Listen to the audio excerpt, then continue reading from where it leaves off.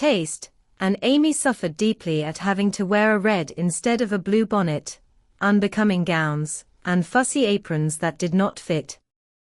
Everything was good, well made, and little worn, but Amy's artistic eyes were much afflicted, especially this winter, when her school dress was a dull purple with yellow dots and no trimming.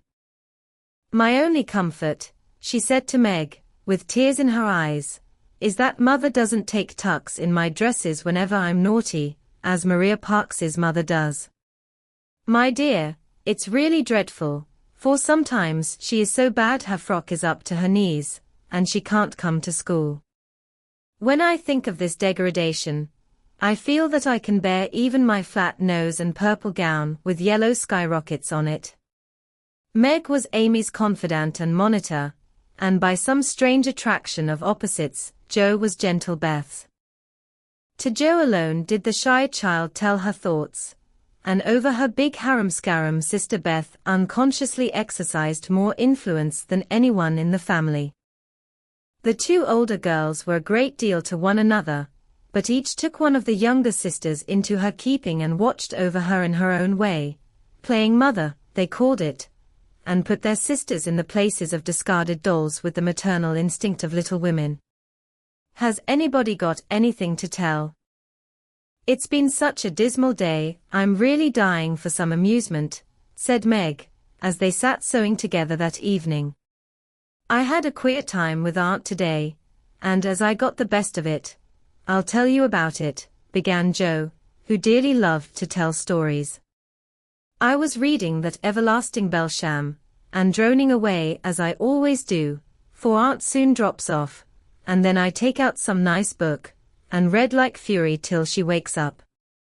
I actually made myself sleepy, and before she began to nod, I gave such a gape that she asked me what I meant by opening my mouth wide enough to take the whole book in at once. I wish I could, and be done with it, said I, trying not to be saucy. Then she gave me a long lecture on my sins, and told me to sit and think them over while she just lost herself for a moment. She never finds herself very soon, so the minute her cap began to bob like a top-heavy dahlia, I whipped the Vicar of Wakefield out of my pocket, and read away, with one eye on him and one on Aunt. I'd just got to where they all tumbled into the water when I forgot and laughed out loud. Aunt woke up, and, being more good-natured after her nap, told me to read a bit and show what frivolous work I preferred to the worthy and instructive Belsham. I did my very best, and she liked it, though she only said, "I don't understand what it's all about. Go back and begin it, child." Back I went, and made the primroses as interesting as ever I could. Once I was wicked enough to stop in a thrilling place, and say meekly, "I'm afraid it tires you. Shan't I stop now?" She caught up her knitting, which had dropped out of her hands, gave me a sharp look through her specs, and said, in her short way, "Finish the chapter, and don't be impertinent, miss." "Did she own she liked it?" asked Meg. "Oh, bless you, no.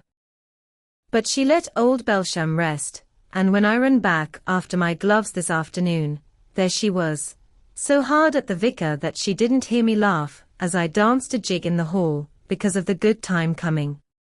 What a pleasant life she might have if only she chose. I don't envy her much, in spite of her money, for after all rich people have about as many worries as poor ones, I think," added Jo. "That reminds me," said Meg, "that I've got something to tell. It isn't funny, like Jo's story, but I thought about it a good deal as I came home. At the King's today, I found everybody in a flurry, and one of the children said that her oldest brother had done something dreadful, and Papa had sent him away.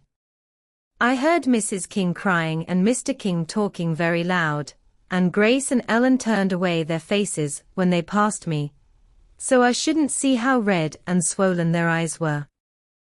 I didn't ask any questions, of course, but I felt so sorry for them and was rather glad I hadn't any wild brothers to do wicked things and disgrace the family. I think being disgraced in school is a great deal trying-er than anything bad boys can do, said Amy, shaking her head, as if her experience of life had been a deep one. Susie Perkins came to school today with a lovely red carnelian ring. I wanted it dreadfully, and wished I was her with all my might. Well, she drew a picture of Mr. Davis, with a monstrous nose and a hump, and the words, "Young ladies, my eyes upon you," coming out of his mouth in a balloon thing. We were laughing over it when all of a sudden his eye was on us, and he ordered Susie to bring up her slate. She was paralyzed with fright, but she went, and oh, what do you think he did? He took her by the ear. Just fancy how horrid, and led her to the recitation platform, and made her stand there half an hour, holding the slate so everyone could see. Didn't the girls laugh at the picture? Asked Joe, who relished the scrape. Laugh? Not one. They sat still as mice, and Susie cried quarts. I know she did. I didn't envy her then, for I felt that millions of carnelian rings wouldn't have made me happy after that. I never should have got over such agonizing mortification. And Amy went on with her work, in the proud consciousness of virtue, and the successful utterance of 2 long words in a breath. I saw something I liked this morning, and I meant to tell it at dinner, but I forgot, said Beth, putting Joe's topsy-turvy basket in order as she talked. When I went to get some oysters for Hannah, Mr. Lawrence was in the fish shop, but he didn't see me, for I kept behind the fish barrel, and he was busy with Mr. Cutter the fishman. A poor woman came in with a pail and a mop, and asked Mr. Cutter if he would let her do some scrubbing for a bit of fish, because she hadn't any dinner for her children, and had been disappointed of a day's work. Mr. Cutter was in a hurry and said no, rather crossly, so she was going away, looking hungry and sorry, when Mr. Lawrence hooked up a big fish with the crooked end of his cane and held it out to her. She was so glad and surprised she took it right into her arms, and thanked him over and over. He told her to go along and cook it, and she hurried off, so happy. Wasn't it good of him? Oh, she did look so funny, hugging the big, slippery fish, and hoping Mr. Lawrence's bed in heaven would be ours.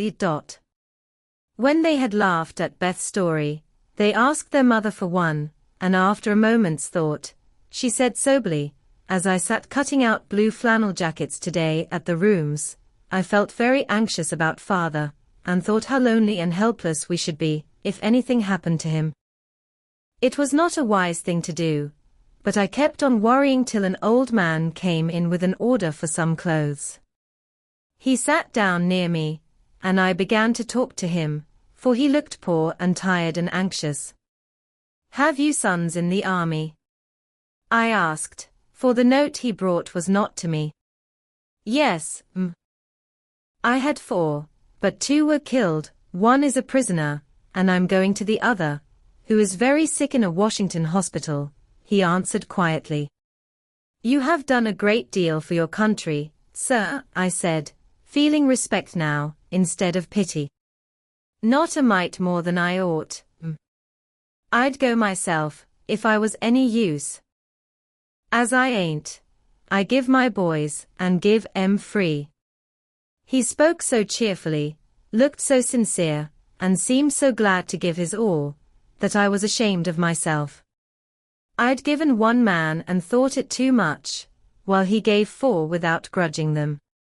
I had all my girls to comfort me at home, and his last son was waiting, miles away, to say goodbye to him, perhaps. I felt so rich, so happy thinking of my blessings, that I made him a nice bundle, gave him some money, and thanked him heartily for the lesson he had taught me. Tell another story, mother, one with a moral to it, like this. I like to think about them afterward, if they are real and not too preachy, said Joe, after a minute's silence. Mrs. March smiled and began at once, for she had told stories to this little audience for many years, and knew how to please them. Once upon a time, there were 4 girls, who had enough to eat and drink and wear, a good many comforts and pleasures, kind friends and parents who loved them dearly, and yet they were not contented. Here the listeners stole sly looks at one another, and began to sew diligently. These girls were anxious to be good and made many excellent resolutions, but they did not keep them very well, and were constantly saying, "If only we had this," or "If we could only do that," quite forgetting how much they already had, and how many things they actually could do. So they asked an old woman what spell they could use to make them happy, and she said, "When you feel discontented, think over your blessings, and be grateful." Here Joe looked up quickly, as if about to speak, but changed her mind, seeing that the story was not done yet. Being sensible girls, they decided to try her advice, and soon were surprised to see how well off they were. One discovered that money couldn't keep shame and sorrow out of rich people's houses, another that, though she was poor, she was a great deal happier, with her youth, health, and good spirits, than a certain fretful, feeble old lady who couldn't enjoy her comforts. A third that, disagreeable as it was to help get dinner, it was harder still to go begging for it. And the fourth, that even carnelian rings were not so valuable as good behavior. So they agreed to stop complaining, to enjoy the blessings already possessed, and try to deserve them, lest they should be taken away entirely, instead of increased, and I believe they were never disappointed or sorry that they took the old woman's advice.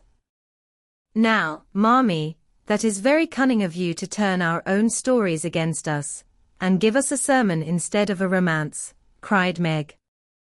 "I like that kind of sermon. It's the sort Father used to tell us," said Beth thoughtfully, putting the needles straight on Joe's cushion. "I don't complain near as much as the others do, and I shall be more careful than ever now, for I've had warning from Susie's downfall," said Amy morally. "We needed that lesson, and we won't forget it. If we do so, you just say to us, as old Chloe did in Uncle Tom, 'Tick up your masses, chillin'.'"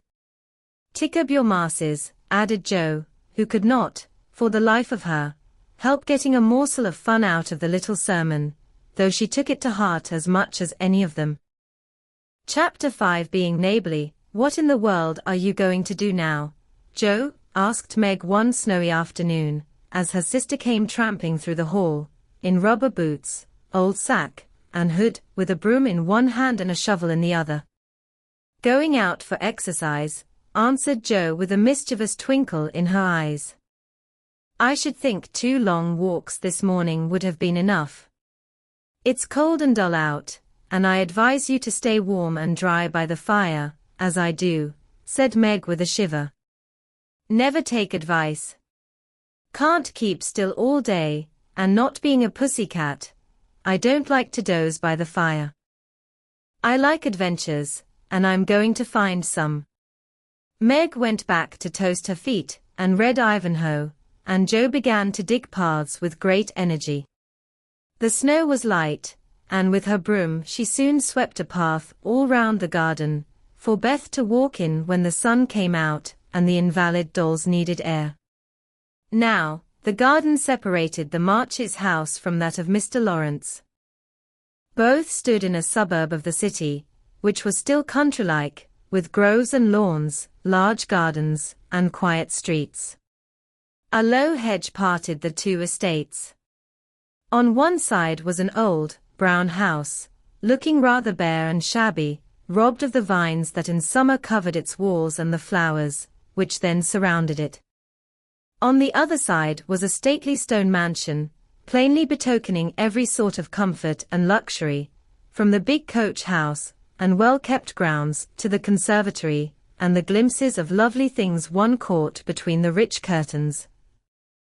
Yet it seemed a lonely, lifeless sort of house, for no children frolicked on the lawn, no motherly face ever smiled at the windows, and few people went in and out, except the old gentleman and his grandson. To Joe's lively fancy, this fine house seemed a kind of enchanted palace, full of splendors and delights which no one enjoyed. She had long wanted to behold these hidden glories, and to know the Lawrence boy, who looked as if he would like to be known, if he only knew how to begin.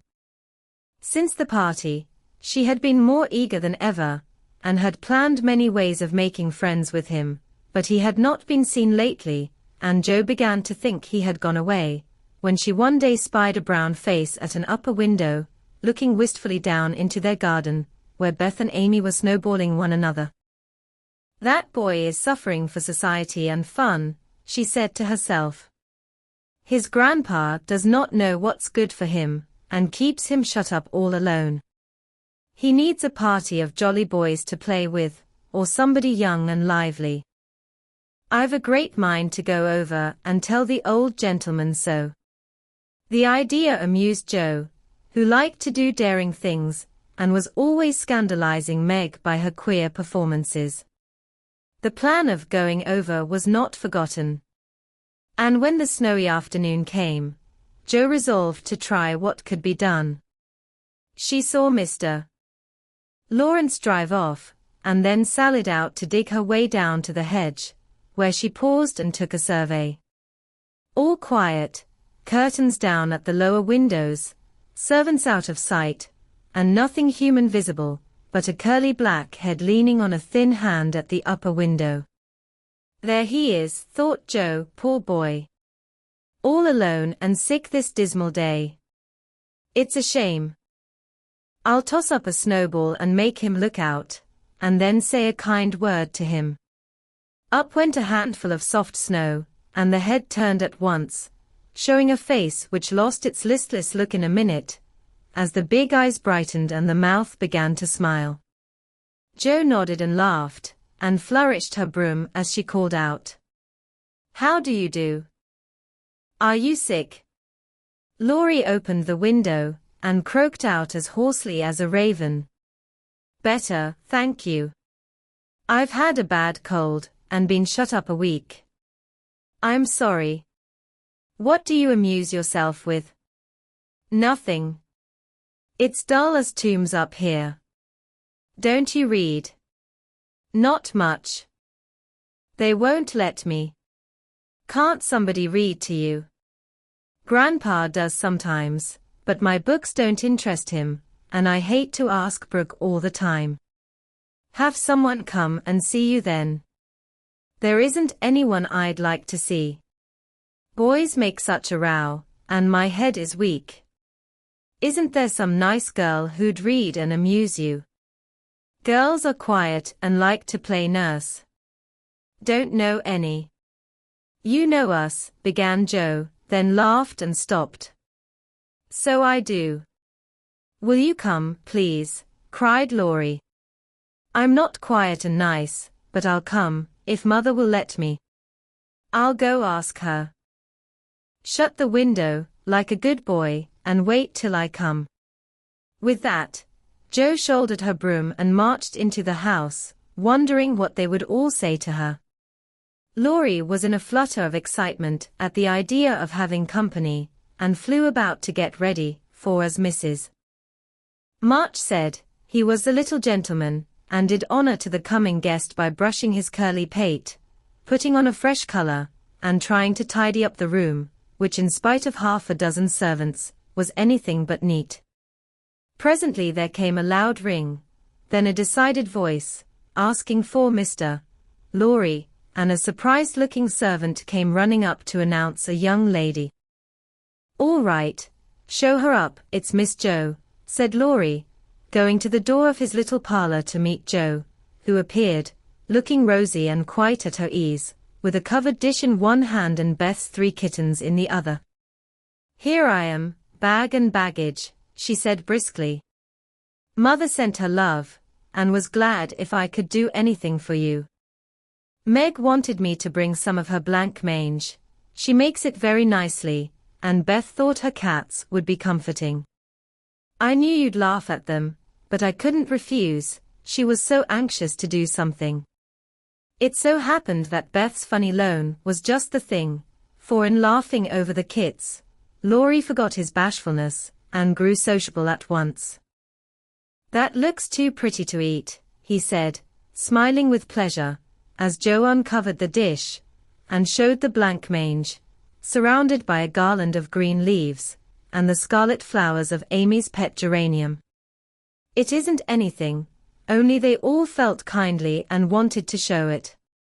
Tell the girl to put it away for your tea. It's so simple you can eat it, and being soft, it will slip down without hurting your sore throat. What a cozy room this is. It might be if it was kept nice, but the maids are lazy, and I don't know how to make them mind. It worries me though. I'll write it up in 2 minutes, for it only needs to have the hearth brushed, so, and the things made straight on the mantelpiece, so, and the books put here, and the bottles there, and your sofa turned from the light, and the pillows plumped up a bit. Now then, you're fixed." And so he was, for, as she laughed and talked, Joe had whisked things into place and given quite a different air to the room. Laurie watched her in respectful silence, and when she beckoned him to his sofa, he sat down with a sigh of satisfaction, saying gratefully, "How kind you are. Yes, that's what it wanted. Now please take the big chair, and let me do something to amuse my company." "No, I came to amuse you. Shall I read aloud?" And Joe looked affectionately toward some inviting books nearby. "Thank you. I've read all those, and if you don't mind, I'd rather talk," answered Laurie. "Not a bit. I'll talk all day if you'll only set me going. Beth says I never know when to stop." "Is Beth the rosy one, who stays at home good deal and sometimes goes out with a little basket?" asked Laurie with interest. "Yes, that's Beth. She's my girl, and a regular good one she is, too. The pretty one is Meg, and the curly-haired one is Amy, I believe." "How did you find that out?" Laurie colored up, but answered frankly, "Why, you see I often hear you calling to one another, and when I'm alone up here, I can't help looking over at your house. You always seem to be having such good times." "I beg your pardon for being so rude, but sometimes you forget to put down the curtain at the window where the flowers are. And when the lamps are lighted, it's like looking at a picture to see the fire, and you all around the table with your mother. Her face is right opposite, and it looks so sweet behind the flowers, I can't help watching it. I haven't got any mother, you know." And Laurie poked the fire to hide a little twitching of the lips that he could not control. The solitary, hungry look in his eyes went straight to Joe's warm heart. She had been so simply taught that there was no nonsense in her head, and at 15 she was as innocent and frank as any child. Laurie was sick and lonely, and feeling how rich she was in home and happiness, she gladly tried to share it with him. Her face was very friendly and her sharp voice unusually gentle as she said, "We'll never draw that curtain any more, and I give you leave to look as much as you like. I just wish, though, instead of peeping, you'd come over and see us. Mother is so splendid, she'd do you heaps of good, and Beth would sing to you if I begged her to, and Amy would dance. Meg and I would make you laugh over our funny stage properties, and we'd have jolly times. Wouldn't your grandpa let you?" "I think he would, if your mother asked him. He's very kind, though he does not look so, and he lets me do what I like, pretty much. Only he's afraid I might be a bother to strangers," began Laurie, brightening more and more. "We are not strangers, we are neighbors, and you needn't think you'd be a bother. We want to know you, and I've been trying to do it this ever so long. We haven't been here a great while, you know, but we have got acquainted with all our neighbors but you. You see, Grandpa lives among his books, and doesn't mind much what happens outside. Mr. Brooke, my tutor, doesn't stay here, you know, and I have no one to go about with me. So I just stop at home and get on as I can. That's bad. You ought to make an effort and go visiting everywhere you are asked. Then you'll have plenty of friends and pleasant places to go to. Never mind being bashful. It won't last long if you keep going. Laurie turned red again, but wasn't offended at being accused of bashfulness, for there was so much goodwill in Jo it was impossible not to take her blunt speeches as kindly as they were meant. Do you like your school? Asked the boy, changing the subject, after a little pause, during which he stared at the fire and Jo looked about her, well pleased. Don't go to school. I'm a businessman, girl, I mean. I go to wait on my great-aunt, and a dear, cross old soul she is, too, answered Jo. Laurie opened his mouth to ask another question, but remembering just in time that it wasn't manners to make too many inquiries into people's affairs, he shut it again and looked uncomfortable. Jo liked his good breeding, and didn't mind having a laugh at Aunt March. So she gave him a lively description of the fidgety old lady, her fat poodle, the parrot that talked Spanish, and the library where she revelled. Laurie enjoyed that immensely, and when she told about the prim old gentleman who came once to woo Aunt March, and in the middle of a fine speech, how Paul had tweaked his wig off to his great dismay, the boy lay back and laughed till the tears ran down his cheeks, and a maid popped her head in to see what was the matter. Oh, that does me no end of good. Tell on, please, he said, taking his face out of the sofa cushion, red and shining with merriment. Much elated with her success, Jo did tell on, all about their plays and plans, their hopes and fears for father, and the most interesting events of the little world in which the sisters lived. Then they got to talking about books, and to Jo's delight, she found that Laurie loved them as well as she did, and had read even more than herself. If you like them so much, come down and see ours. Grandfather is out, so you needn't be afraid, said Laurie, getting up. I'm not afraid of anything, returned Jo, with a toss of the head. I don't believe you are, exclaimed the boy, looking at her with much admiration, though he privately thought she would have good reason to be a trifle afraid of the old gentleman, if she met him in some of his moods. The atmosphere of the whole house being summer-like, Laurie led the way from room to room, letting Jo stop to examine whatever struck her fancy. And so, at last they came to the library, where she clapped her hands and pranced, as she always did when especially delighted. It was lined with books, and there were pictures and statues, and distracting little cabinets full of coins and curiosities, and sleepy hollow chairs, and queer tables, and bronzes, and best of all, a great open fireplace with quaint tiles all round it. What richness, sighed Jo, sinking into the depth of a velour chair, and gazing about her with an air of intense satisfaction. Theodore Lawrence, you ought to be the happiest boy in the world, she added impressively.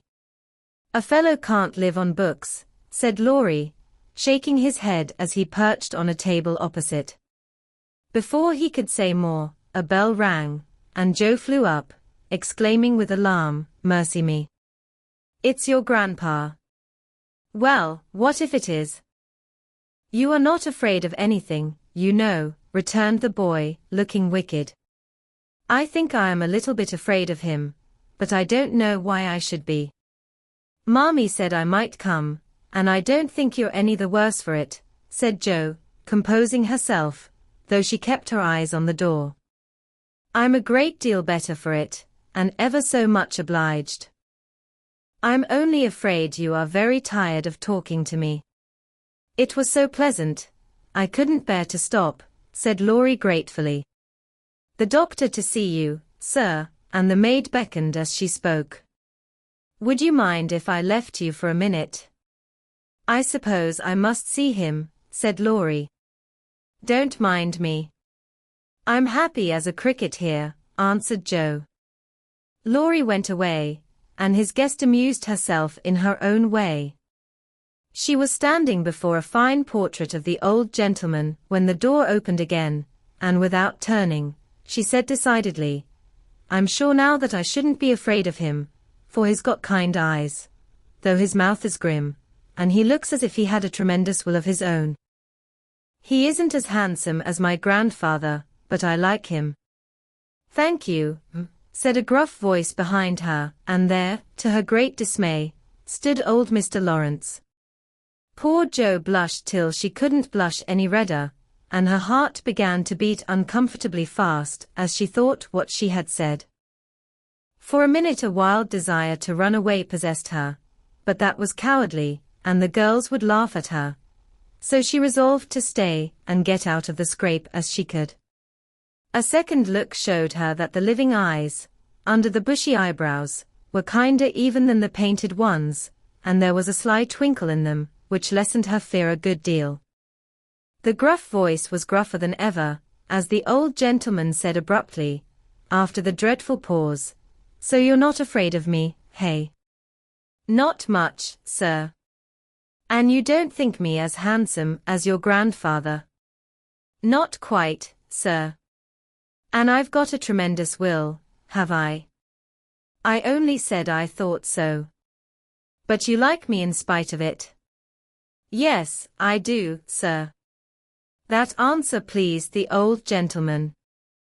He gave a short laugh, shook hands with her, and putting his finger under her chin, turned up her face, examined it gravely, and let it go, saying with a nod, "You've got your grandfather's spirit, if you haven't his face. He was a fine man, my dear, but what is better, he was a brave and an honest one, and I was proud to be his friend." "Thank you, sir," and Jo was quite comfortable after that, for it suited her exactly. "What have you been